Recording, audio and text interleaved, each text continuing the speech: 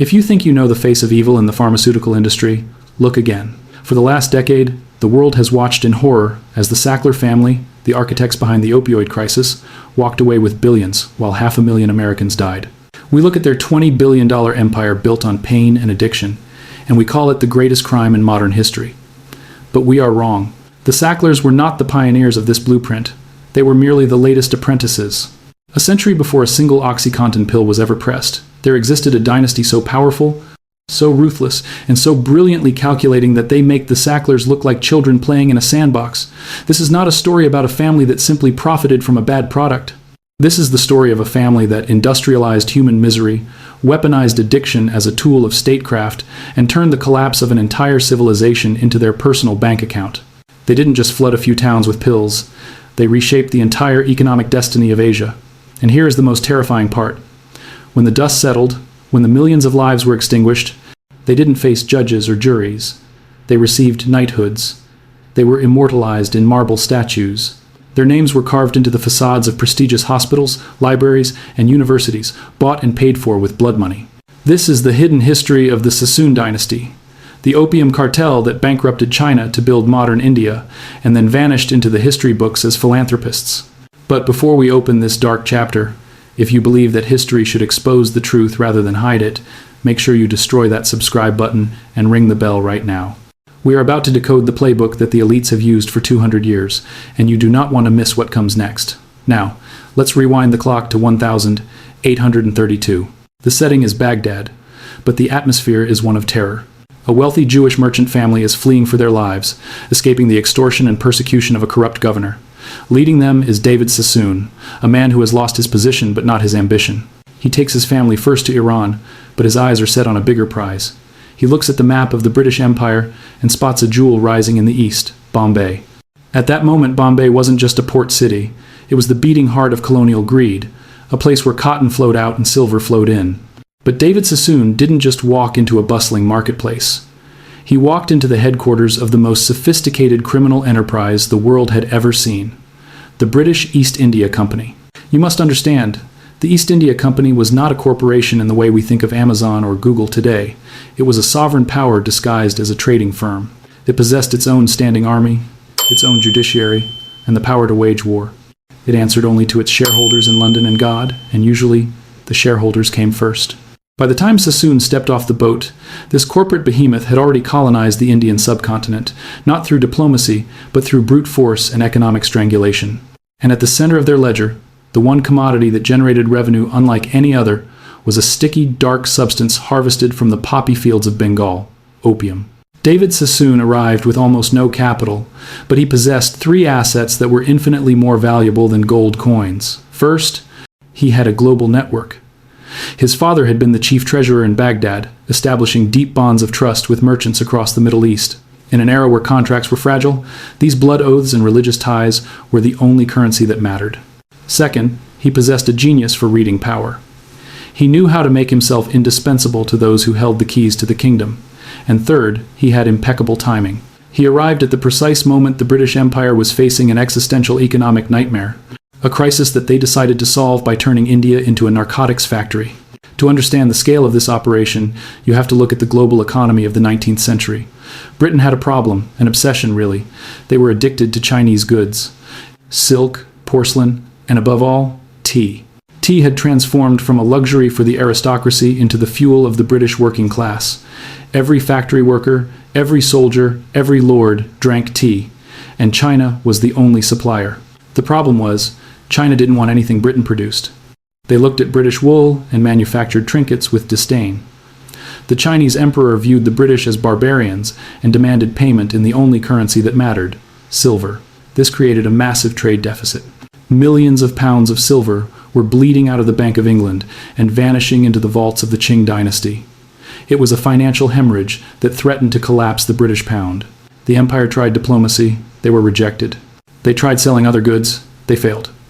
So, the gentleman in London devised a solution so diabolically simple and morally bankrupt that it changed the course of history. If China wouldn't buy British goods, Britain would manufacture a need. They would cultivate opium in their Indian colonies on an industrial scale, ship it to the Chinese coast, and create a nation of addicts. Suddenly, the flow of silver reversed. Instead of British merchants paying silver for tea, Chinese addicts were scraping together every coin they had to pay for British opium. The trade deficit didn't just vanish, it flipped. Britain began to drain China of its wealth while simultaneously destroying its social fabric. This was not a secret smuggling ring run by pirates. This was state-sponsored drug trafficking. The British government knew exactly what opium did. They had seen its effects.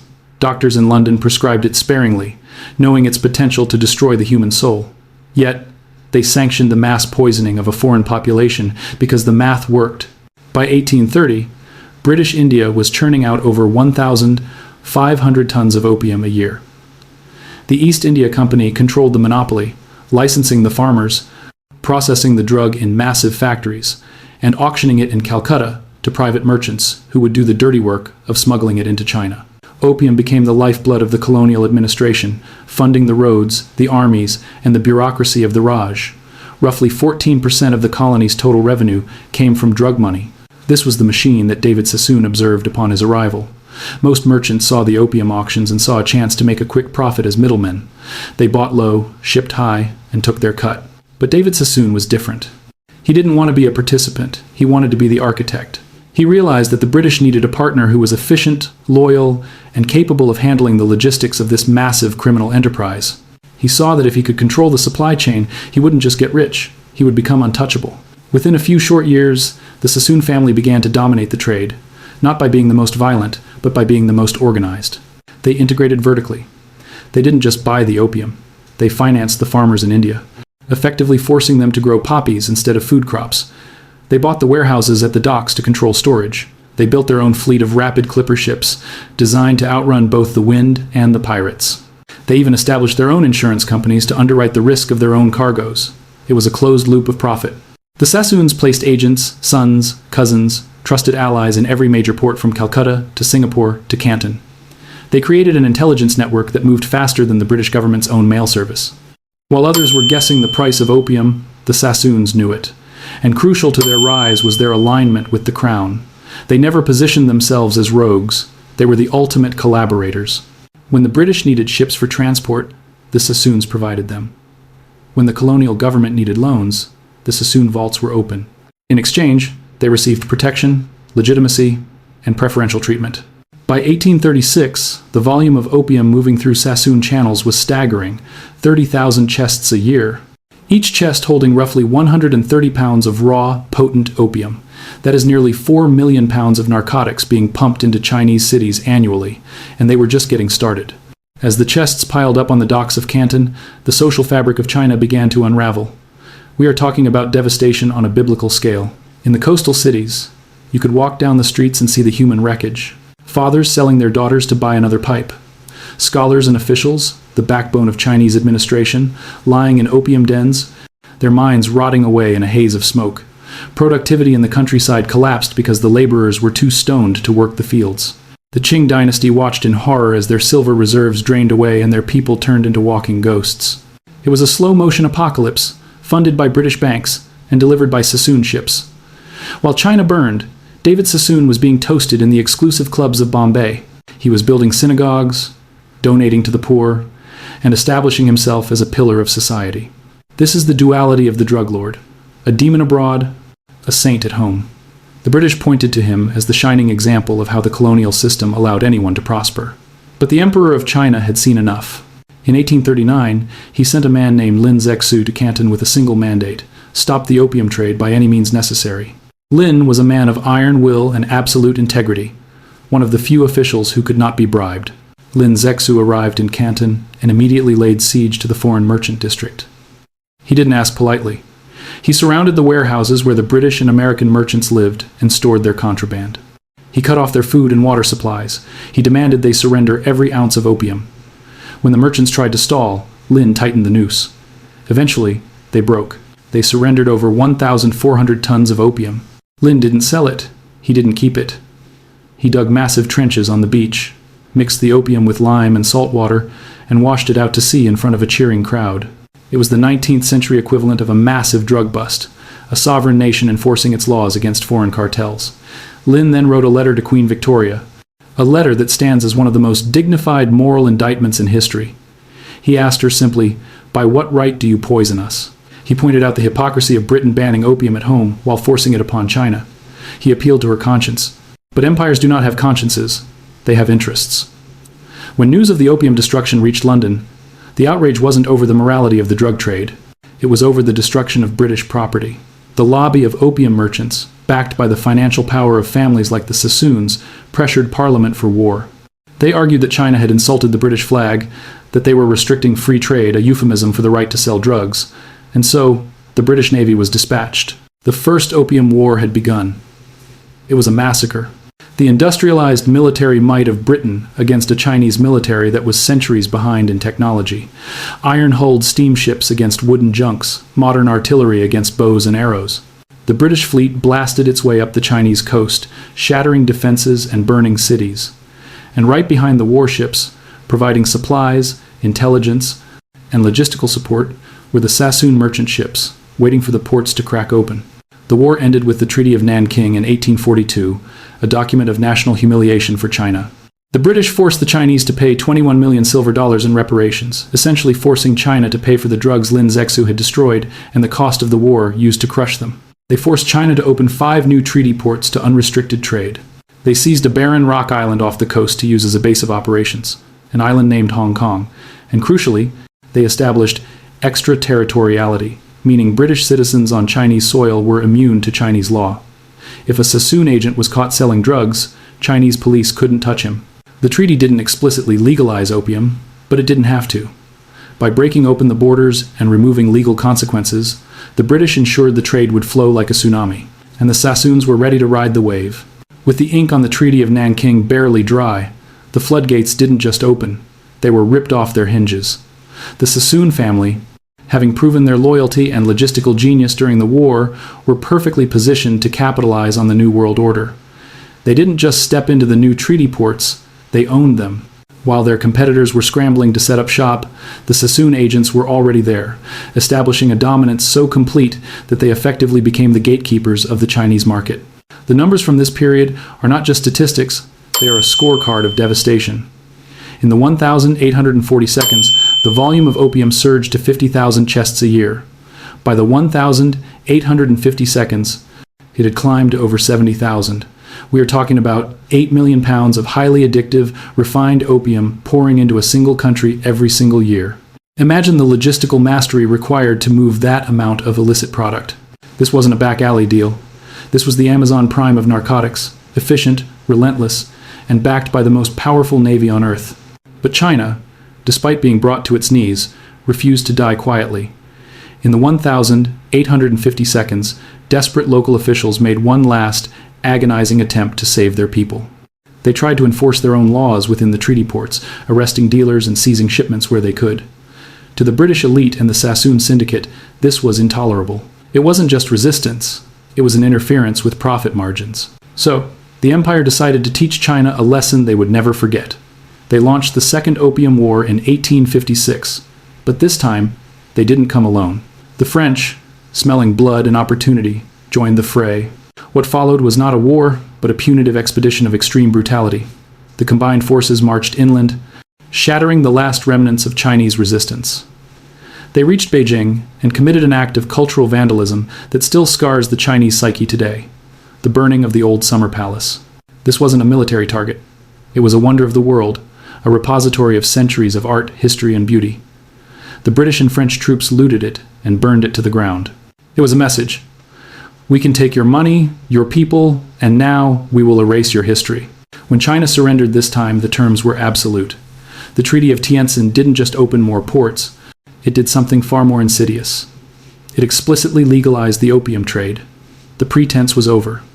The Sassoons no longer had to operate in the gray zones of smuggling. They were now legitimate businessmen selling a legal product. The drug lord label vanished, replaced by merchant prince. With the law on their side, the Sassoon wealth exploded into the stratosphere. But David Sassoon was smart enough to know that opium money, no matter how legal, always carries a stench. To build a dynasty that lasts, you have to clean the money. You have to make yourself indispensable to the legitimate economy. And this is where the Sassoons wrote the textbook on reputation laundering that the Sacklers would follow a century later. They didn't hoard their gold in vaults. They poured it into the infrastructure of the British Empire. They diversified with a speed and scale that was dizzying. Cotton, silk, tea, silver, if it could be traded. The Sassoons controlled it. They opened banks to finance the very trade they dominated. They bought vast tracts of real estate. They laid down railroads and telegraph lines, literally building the nervous system of colonial India. If you lived in Bombay in the mid-19th century, you couldn't walk down the street without using something the Sassoons built or owned. They wove themselves into the fabric of daily life so tightly that to remove them would be to collapse the economy. This is the masterstroke of the drug empire. You become too big to fail and too essential to jail. Then began the final phase of the transformation, the philanthropy. David Sassoon and his sons began a campaign of aggressive benevolence. They wanted to be seen not as extractors of wealth, but as givers of it. They funded massive projects that stand to this day. The David Sassoon Library and Reading Room in Bombay, a beautiful architectural marvel, was built in 1847 with money derived directly from the addiction of Chinese peasants. In 1861, they funded the Sassoon Dock, transforming Bombay's commercial capacity. They built schools for Jewish children, hospitals for the sick, and orphanages for the poor. The people of India looked up at these grand edifices and saw the name Sassoon carved in stone. They didn't see opium chests. They saw charity. They saw a pious, generous family giving back to the community. The narrative was being rewritten in real time, chiseled into marble. The British Crown, grateful for the revenue and the stability the Sassoons provided, showered them with honors. This was the ultimate seal of approval. In 1853, David Sassoon was appointed Sheriff of Bombay. Think about the irony. The head of the world's largest narcotics cartel was made the chief law enforcement officer of the city. But the ascent didn't stop there. His son, Abdullah, who adopted the anglicized name Albert, was knighted. He became Sir Albert Sassoon, Knight Commander of the Order of the Star of India. In 1873, he achieved something even the legendary Rothschilds hadn't yet managed. He was granted the freedom of the City of London. The Sassoons had done it. They had reached the pinnacle of high society. They were dining with royalty, influencing parliament, and shaping global trade, all while the smoke of their opium pipes continued to suffocate China. They had successfully laundered not just their money, but their souls. But every empire built on suffering eventually faces a reckoning. The Sassoons believed they were invincible, insulated by British warships and royal connections. They were wrong. History has a brutal sense of irony, and for the Sassoons, the check came due in 1949. The Chinese Civil War ended, and the Communist Party swept into power. They didn't care about knighthoods. They didn't care about treaties signed at gunpoint a century earlier. They rose to power on a wave of fury against foreign exploitation, and the face of that exploitation was the opium merchant. One of the first acts of the new government was the total nationalization of foreign assets. Victor Sassoon, the flamboyant heir who treated Shanghai like his personal playground, watched his world disintegrate overnight. Every skyscraper, every luxury hotel, every bank vault, every acre of prime real estate seized. No negotiations, no compensation. In a blink of an eye, a fortune that would be worth billions of dollars in today's money simply evaporated. Victor fled to the Bahamas, carrying only what he could liquidate, a ghost of the titan he used to be. The irony is staggering. The very addiction and humiliation the Sassoons inflicted on China became the fuel for the revolution that ultimately destroyed them. The Communist Party used the memory of the Opium Wars to rally the masses. The Sassoons hadn't just lost their business, they had inadvertently forged the weapon that cut their own throats. Meanwhile, back in the safety of England, the family's legacy was rotting from the inside out. By 1939, the direct family involvement in the business had ceased. The hunger was gone. The ruthlessness had faded into complacency. By the 1,980 seconds, the once mighty firm was so mismanaged that the British government formally declared its directors unfit to lead. The dynasty that once commanded 70% of the global opium trade didn't end with a bang, but with a whimper of bureaucratic incompetence. The buildings in Mumbai still stand, the libraries are still open, but the name Sassoon has faded from the collective consciousness. They are a footnote in history books, known to a few scholars but forgotten by the masses. And that, terrifyingly, is part of the plan. Because if we forget them, we don't see the pattern repeating. And make no mistake, the pattern is repeating right now, with a precision that is chilling. The Sassoon Empire might be dead, but their playbook was picked up, dusted off, and perfected by a new dynasty, the Sacklers. Look at the trajectory of Purdue Pharma. It is a mirror image of the Sassoon operation. They didn't sell raw opium, they sold a scientific breakthrough called OxyContin. They didn't use gunboats, they used an army of sales reps and corrupted doctors. They didn't bribe Qing officials. They captured the FDA and the medical establishment. The Sacklers engineered an epidemic that has killed over 500,000 Americans, destroying communities from the Rust Belt to the Appalachians exactly the way the Sassoons hollowed out the coastal cities of China. And just like their predecessors, they knew exactly what they were doing. Internal documents prove they knew about the addiction rates. They knew the pills were being crushed and snorted. They knew people were dying. And their response? Blame the addicts. They called the victims criminals to shift the narrative, just as the British called the Chinese degenerate. In 2019, Purdue Pharma declared bankruptcy. The media hailed it as justice. But let's look at the math, because the numbers don't lie. The Sackler family empire generated an estimated $20 billion from OxyContin. In the settlements, they agreed to pay roughly $4.5 billion. Do the subtraction, they kept $15 billion. That is not a punishment. That is a tax on success. That is the cost of doing business. The majority of their blood money is safe, tucked away in offshore trusts, shielded by complex legal structures, ready to be passed down to the next generation. They have been socially exiled, yes. Their names are being scrubbed from the walls of the Louvre and the Met, yes. But they are still billionaires. They are still free. And in 50 years, when the outrage fades, their grandchildren will use that money to buy their way back into respectability, just like the Sassoons did. But focusing only on the Sacklers misses the bigger picture. They were just the tip of the spear. The opioid crisis, like the opium trade, required an entire ecosystem of complicity. Look at Johnson & Johnson. They grew the poppies in Tasmania and processed the narcotics used in the pills. They were the engine room. Look at the distributors, McKesson, Cardinal Health, AmerisourceBergen. These corporate giants shipped billions of pills into small towns where there were more prescriptions than people. They had the data. They saw the red flags blinking. They shipped the pills anyway because the profit margins were too good to ignore. And where are they now? Still operating, still profitable, still listed on the Fortune 500. They paid their fines, admitted no wrongdoing, and moved on to the next quarter. This confirms the darkest truth of the pattern. The system does not stop drug empires. It accommodates them. It profits from them until the body count becomes a political liability, and then it manages the fallout. It forces a pivot, not a shutdown. The Sassoons shifted from opium to real estate. Modern pharma is shifting from opioids to the next wave of dependency, whether it's indefinite treatment for ADHD, lifetime prescriptions for anxiety, or the new gold rush of weight loss drugs. The goal is never to cure. The goal is to manage, because a patient cured is a customer lost. The Sassoons addicted China to a plant. Modern medicine addicts us to a prescription pad.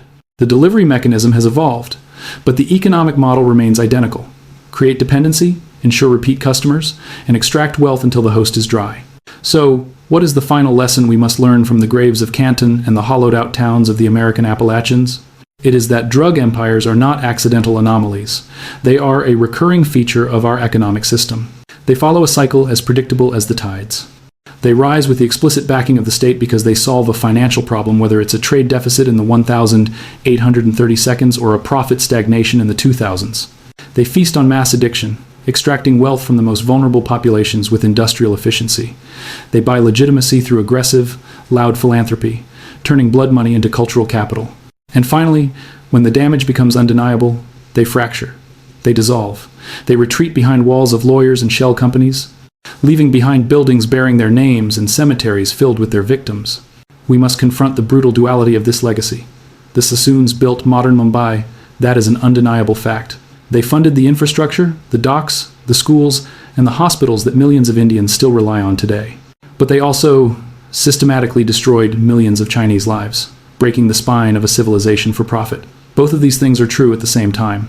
The masonry of their charity is held together by the mortar of human suffering. And the exact same duality applies to the pharmaceutical empires of today. They fund groundbreaking research. They build cancer wings. They develop medications that genuinely save lives. But they also kill hundreds of thousands through calculated greed, negligence, and the deliberate suppression of safety data. History will remember both, but it will prioritize the monuments over the morgues. At the height of their power, the Sassoons were called the Rothschilds of the East. In the Victorian era, that was the ultimate compliment, a comparison to the pinnacle of banking power. Today, it sounds like a warning. It implies a level of wealth extraction that transcends borders and morality. Because every empire built on addiction eventually collapses, but the only question that matters is how much damage it inflicts before it falls, and whether anyone at the top ever pays the price. History gives us a bleak answer. David Sassoon died in 1864, fabulously wealthy, deeply respected, and surrounded by a family that would inherit the earth. He didn't die in a prison cell. He died in a palace. His sons inherited not criminal records but titles and fortunes. Albert Sassoon died in 1896 as a knight of the British Empire, his chest heavy with medals given by the Queen. Their names are enshrined in history books, mostly remembered as pioneers of trade and benevolence, while the opium is treated as a footnote, a product of the times. Do not be naive enough to think the Sacklers will face a different fate. Yes, they have been dragged through the court of public opinion. Yes, they have been stripped of their name on a few museum wings. But let's look at the reality. They paid a settlement that represents a fraction of their hoard. They admitted no personal wrongdoing. They remain one of the wealthiest families on the planet. And here is the terrifying truth about how time works. It is the ultimate money launderer.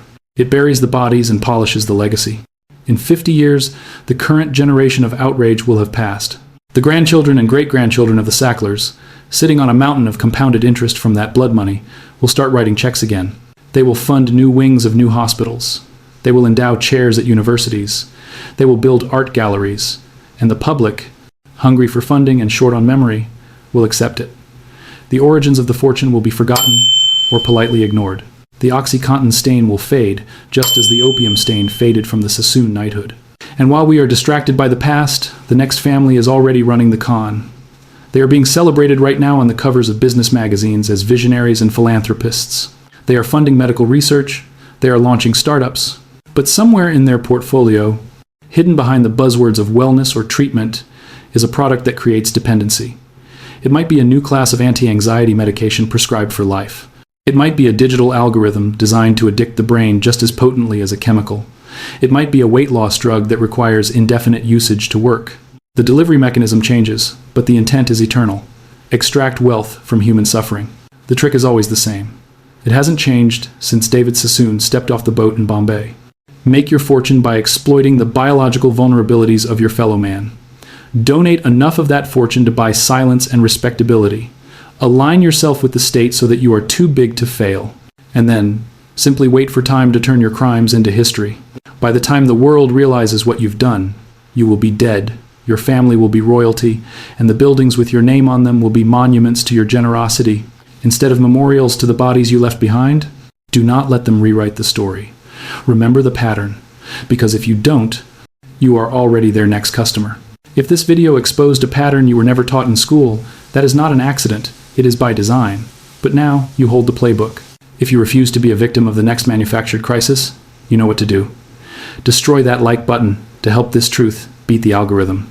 Subscribe and turn on notifications, because the next investigation is already underway, and it will expose a secret even darker than this one. And I want to hear from you in the comments. Do you believe the Sacklers and the families like them should be stripped of every dollar, or is this just the inevitable cost of capitalism? Let the debate begin. I'll see you there.